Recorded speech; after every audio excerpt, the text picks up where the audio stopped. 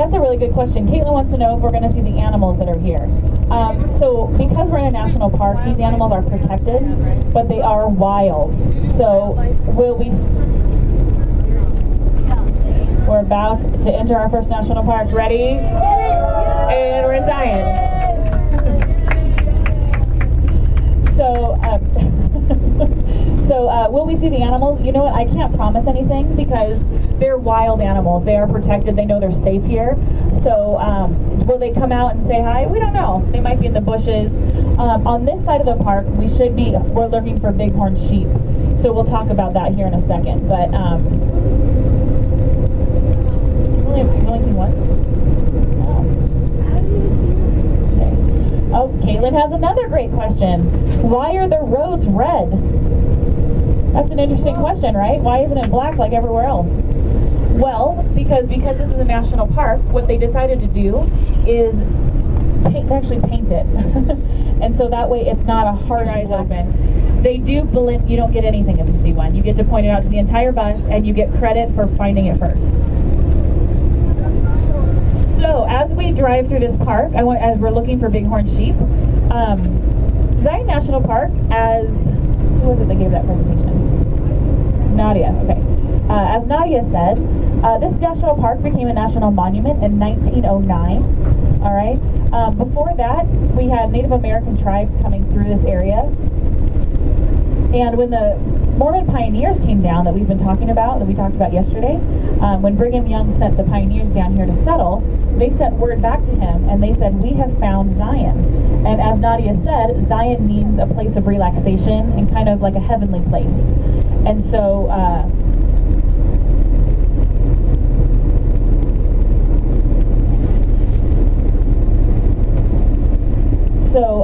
sometimes there's bighorn on this mountain over here, so everybody keep your eyes open for these while I'm talking.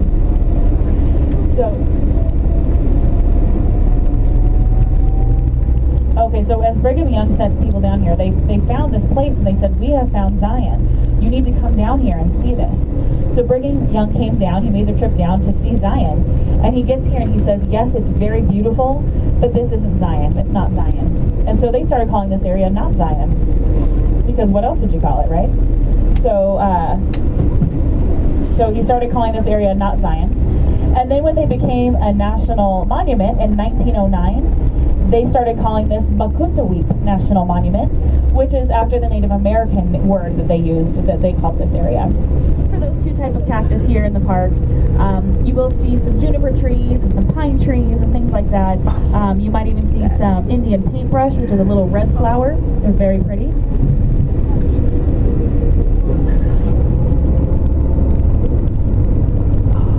Also, our prickly pears are blooming right now, and the prickly pears, when they bloom, their flower is so pretty.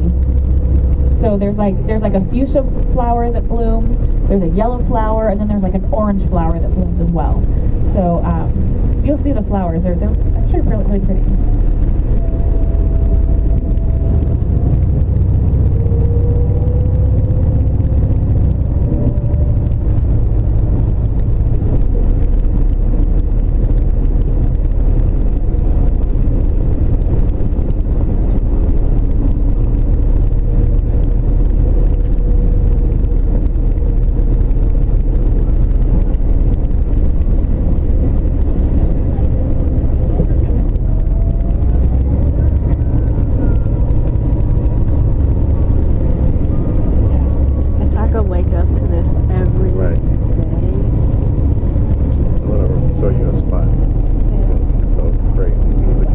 That's a really good question. Caitlin is full of good questions today, so you guys in the back need to step it up because Caitlin's coming up with all the questions. So that's right, I could probably she's the only one I can hear. So Caitlin wants to know why some of the rocks are black. That's a really good observation because you can see that there's some black like kind of smeared along the rocks. When we get to the other side, you'll see it a little bit more prominently or a little bit stronger. And that is called desert varnish. Say it. And it takes 2,000 years for that black to form. 2,000 years. So what you're looking at is different minerals that have changed and oxidized, and the manganese has changed, and it's created a chemical reaction called desert varnish. And that's that black that you see on the rocks.